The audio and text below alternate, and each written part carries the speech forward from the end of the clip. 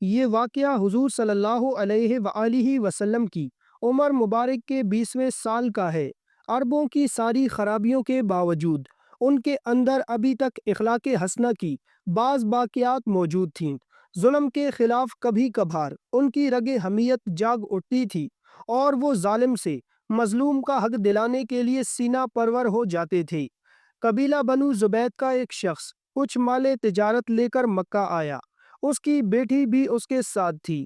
اس تاجر سے اس کا سامان مکہ کے مشہور اور مالدار سردار عاص بن وائل نے خرید لیا، لیکن اس نے سینہ زوری کرتے ہوئے اس زبیدی تاجر کی بیٹی کو بھی اپنے قبضے میں لے لیا، اور وہ اجنبی شخص خانہ کعبہ میں آیا اور خانہ کعبہ کا غلاف پکڑ کر بلند آواز سے روتے پیٹتے ہوئے فریاد کرنے لگا، اے شہر مکہ کے شرفاء، تمہارے پاس اثر آدمی عاص بن وائل نے مجھ سے زبردستی میری بیٹی چھین لی۔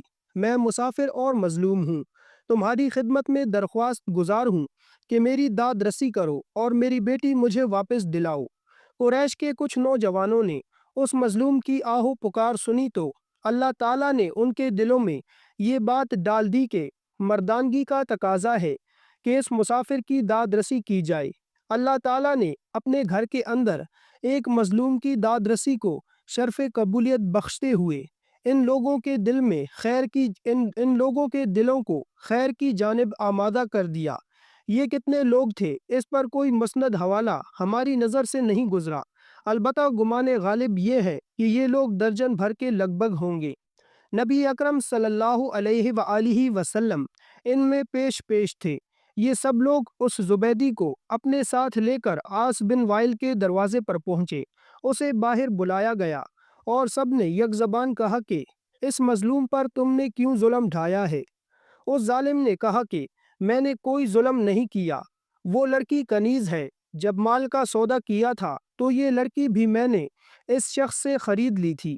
عاص بن وائل کا جواب سن کر وفد کے لوگوں نے زبیدی سے وضاحت مانگی تو اس نے کہا، خانہ کعبہ کی عظمت و تقدس کی قسم، میں نے اپنی لڑکی بیچی نہیں ہے اور نہ ہی وہ کلیز ہے، وہ میری بیٹی ہے، اور اس شخص نے اپنی قوت کے بال بوتے پر زبردستی اسے اغوا کر کے اپنے گھر میں ڈال دیا ہے۔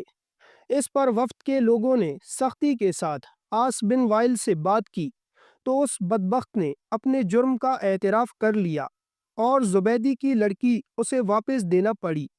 لڑکی واپس کرنے کے وقت بدبخت عاص نے ارکان وفد سے کہا کہ میں کل صبح لڑکی واپس کروں گا، ایک رات مجھے اس کے ساتھ گزار لینے دو۔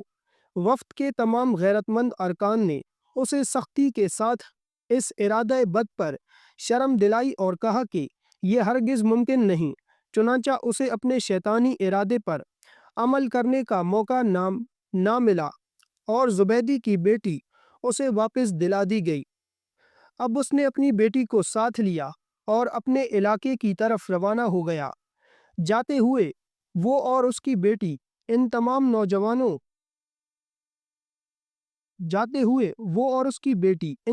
نوجوانوں کو دعائیں دے رہے تھے جنہوں نے ان کی داد رسی کی۔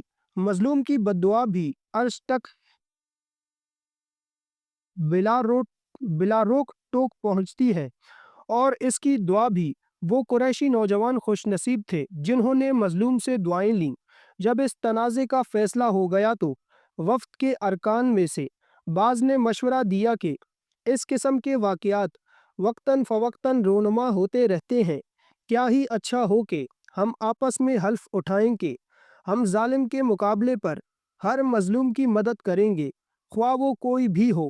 چنانچہ سب لوگ عبداللہ بن جدعان کے گھر پر اکٹھا ہوئے اور اللہ کے نام پر سب نے حلف اٹھایا، جس کے الفاظ یہ تھی، ہم حلف اٹھاتے ہیں کہ غصب شدہ چیز مالک کو واپس دلائیں گے اور آج کے بعد کسی ظلم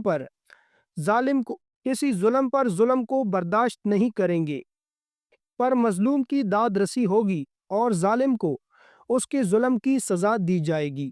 ناظرین، آپ کو آج کی یہ ہماری ویڈیو پسند آئی ہو تو ویڈیو کو لائک کریں۔ اگر آپ ہمارے اس چینل شابی کی وائس پر نئے ہیں تو چینل کو بھی سبسکرائب کر دیں اور ویڈیو پر اپنی قیمتی رائے کا اظہار ضرور کیا کریں۔ اگلی ویڈیو تک کے لیے اجازت دیجیے، تب تک کے لیے اللہ حافظ۔